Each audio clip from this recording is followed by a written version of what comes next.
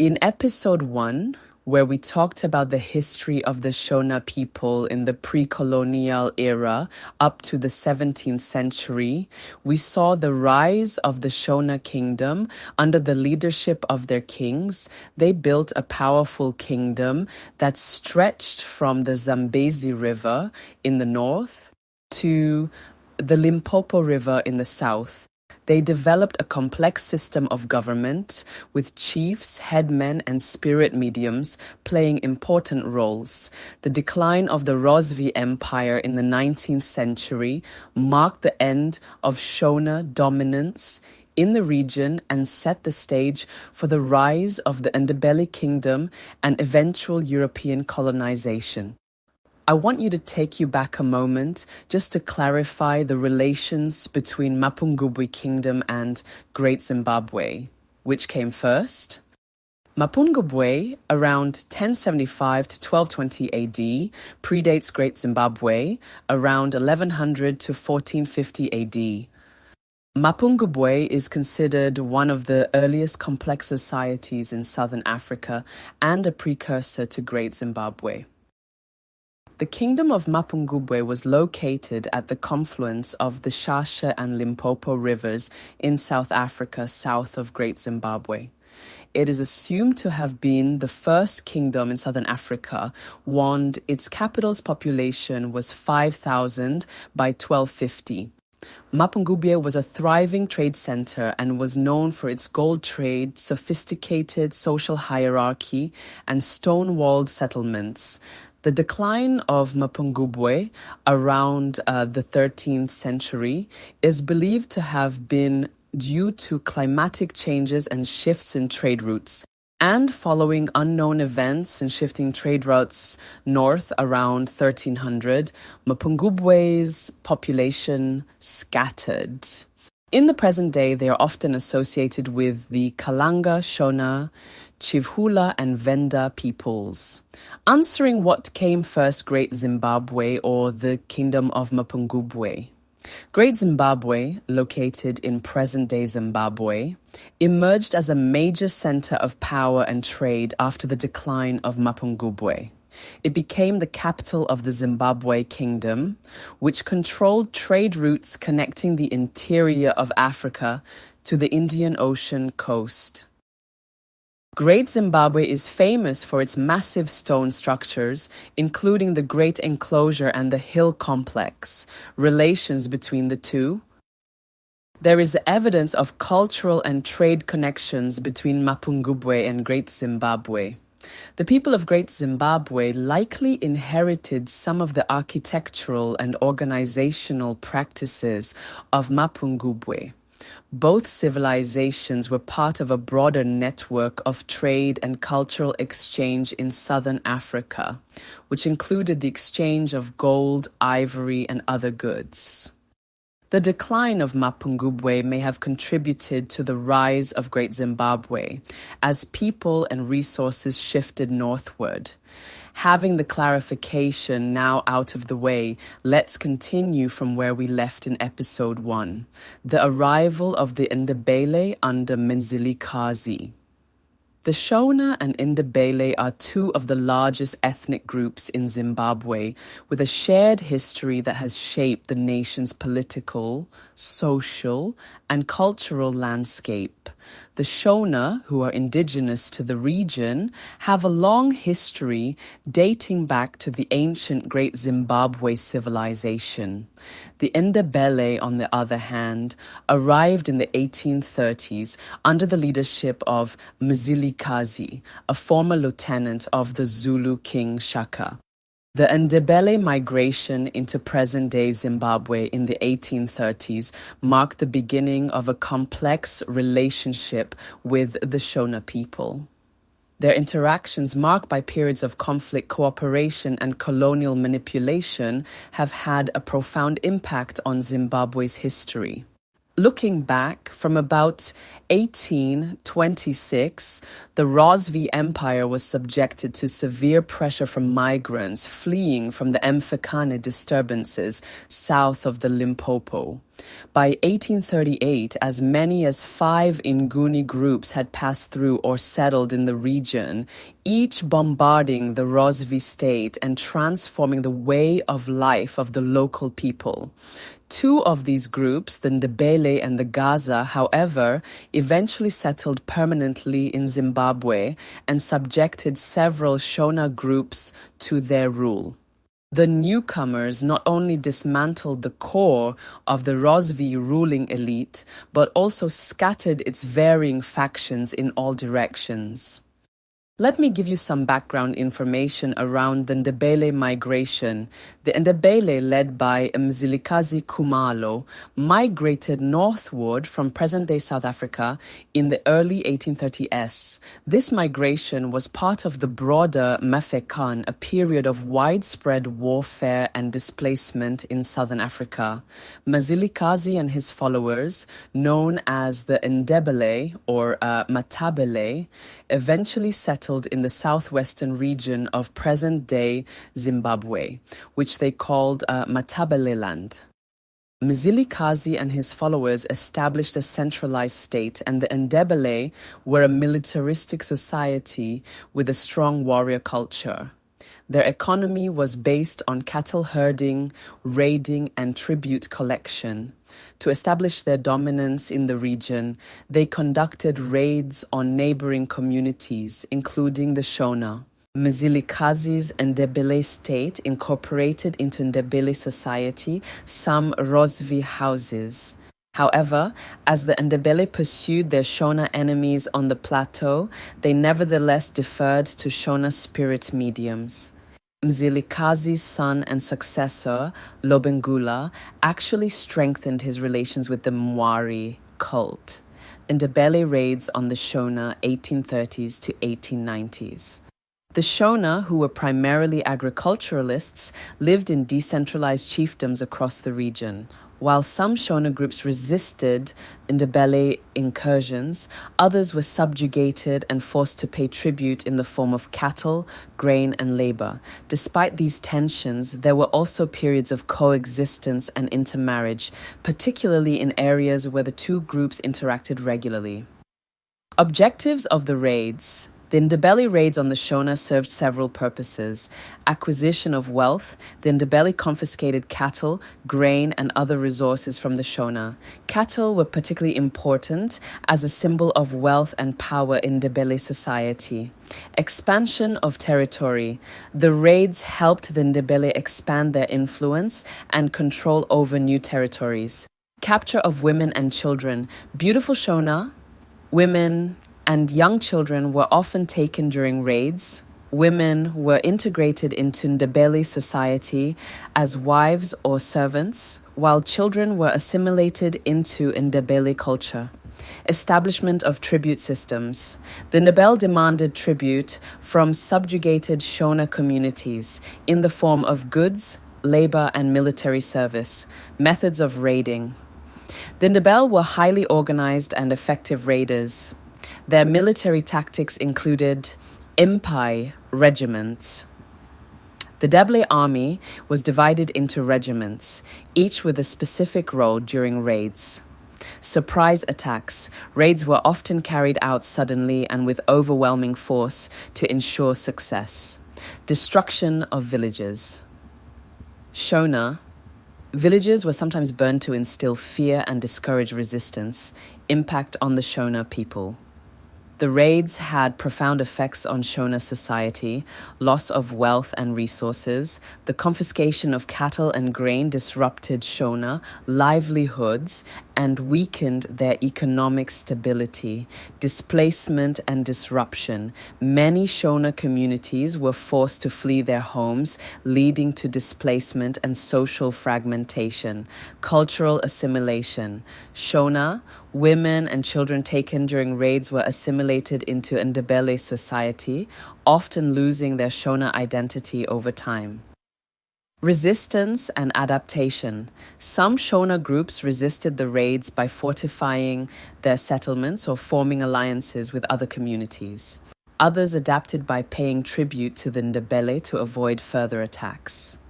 Ndebele-Shona relations. During the raids, the relationship between the Ndebele and Shona during this period was complex and multifaceted. Conflict and hostility. The raids created a climate of fear and hostility between the two groups.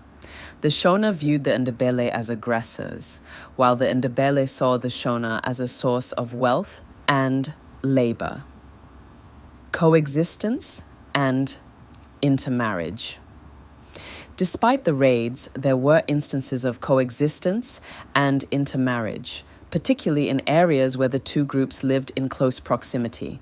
Some Shona chiefs formed alliances with the Ndebele to protect their communities. Cultural exchange. The interaction between the two groups led to some degree of cultural exchange, particularly in terms of language, customs, and traditions.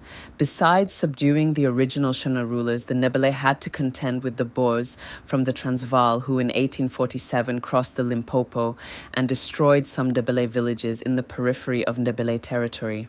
Also, numerous hunters and adventurers entered the country from the south. Missionaries and traders were among the groups that threatened the internal security and stability of the kingdom.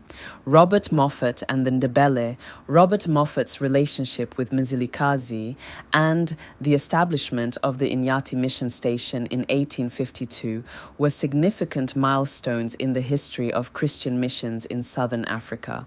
The mission station not only introduced Christianity to the Ndebele, but also facilitated cultural exchange and laid the groundwork for future missionary work in the region. Who was Robert Moffat? Robert Moffat, 1795 to 1883, was a Scottish missionary and explorer who played a significant role in the spread of Christianity in southern Africa.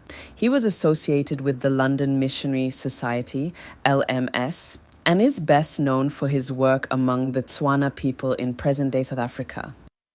Moffat was also the father-in-law of David Livingstone, another famous missionary and explorer. Moffat's relationship with Mzilikazi Moffat first met Mzilikazi, the founder and king of the Ndebele state, in 1829. At the time, Mzilikazi was leading his people northward during the Umfakani. Moffat and Mzilikazi developed a unique friendship based on mutual respect, despite their differing goals.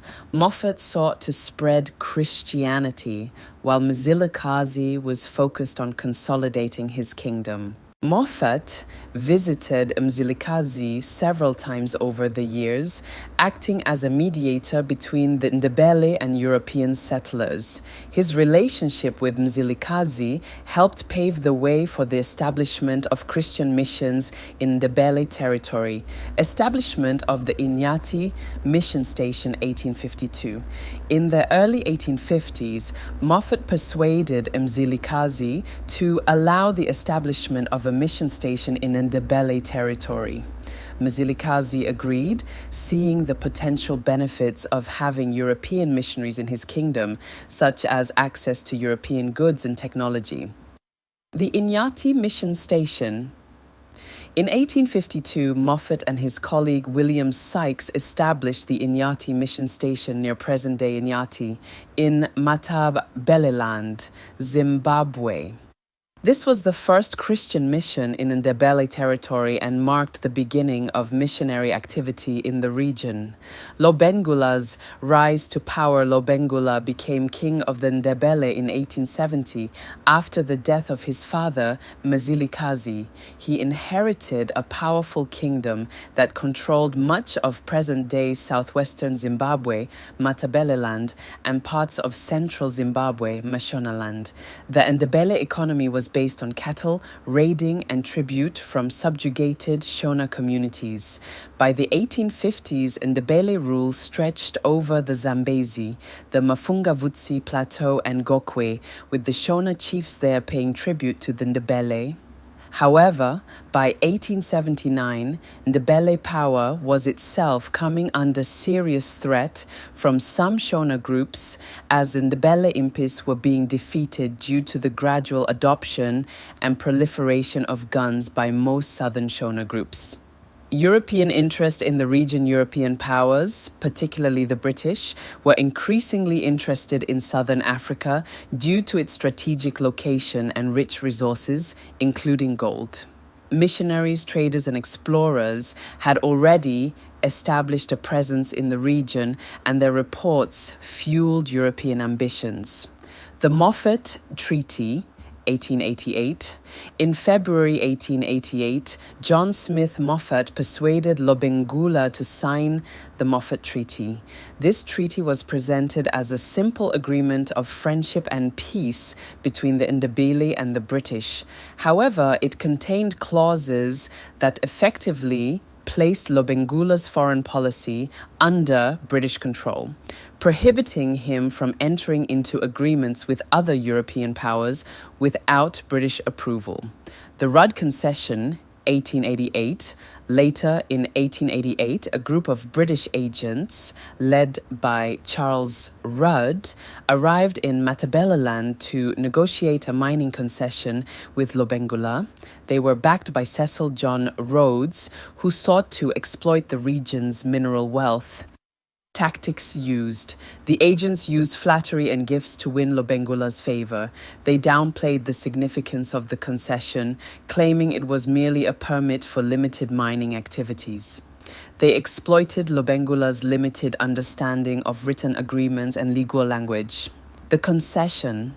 Lobengula signed the Rudd Concession in October 1888, granting Rhodes' British South Africa Company exclusive mining rights in his territory. In return, Lobengula was promised £100 per month, 1,000 rifles, and a gunboat, which was never delivered. Aftermath. When Lobengula realized the full extent of the concession and its implications for his kingdom's sovereignty, he tried to renounce it, but it was too late. The British used the concession to justify their colonization of the region. The Royal Charter, 1889. In 1889, Cecil Rhodes used the Rudd Concession to secure a royal charter from the British government, granting the BSAC administrative and commercial control over the territory that would become Rhodesia, modern-day Zimbabwe and Zambia. This marked the formal beginning of British colonization. Lobengula's attempts to resist. After realizing he had been deceived, Lobengula tried to resist British encroachment. He sent emissaries to Britain to protest the Rudd Concession, but their efforts were ignored. He attempted to rally support from other African leaders, but the British had already gained a foothold in the region. The Shona people played a significant, though often indirect, role in the events that unfolded between 1852 and 1890, particularly in relation to the Ndebele Kingdom and the arrival of European missionaries, traders, and colonizers. While the Shona were not the primary actors in the treaties and negotiations involving Lobengula and the British, their presence and interactions with both the Ndebele and Europeans shaped the broader context of this period. The Shona people's involvement during this time, Shona resistance and adaptation. Despite being subjugated, some Shona groups resisted Ndebele dominance. They fortified their settlements, formed alliances with neighboring communities, and occasionally fought back against Ndebele raids. Other Shona groups adapted to Ndebele rule, paying tribute and coexisting with their Ndebele overlords. This complex relationship meant that the Shona were not a unified entity, but rather a collection of independent chiefdoms with varying degrees of autonomy. Shona involvement in European contact 1852 to 1890, early European contact, European missionaries, traders and explorers began entering the region in the mid-19th century. While their initial focus was on the Ndebele, they also interacted with the Shona.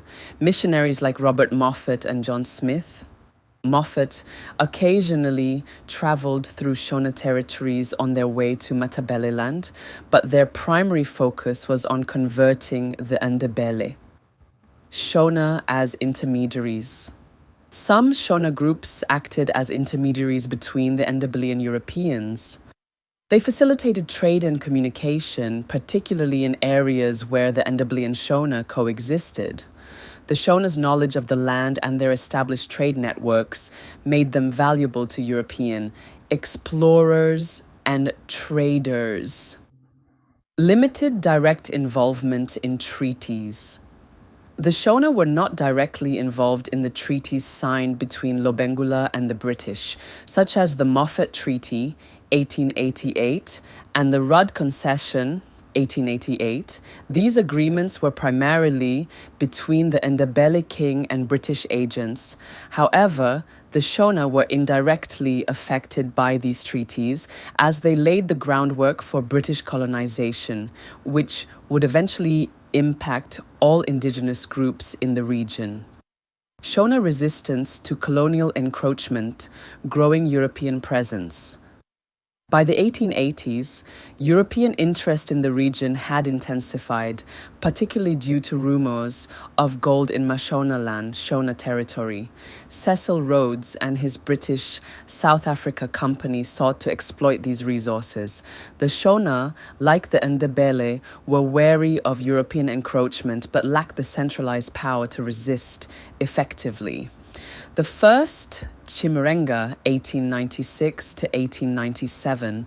Although the First Chimurenga, also known as the Shona Ndebele uprising, occurred after 1890, its roots can be traced to the events of the preceding decades. The Shona and Ndebele, despite their historical tensions, united in a rebellion against British colonial rule.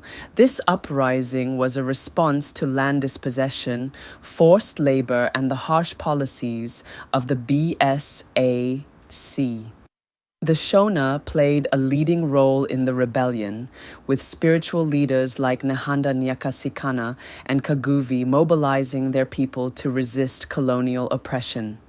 For this episode, we end here to continue in episode 3, where we explore the First Chimurenga, 1896 to 1897.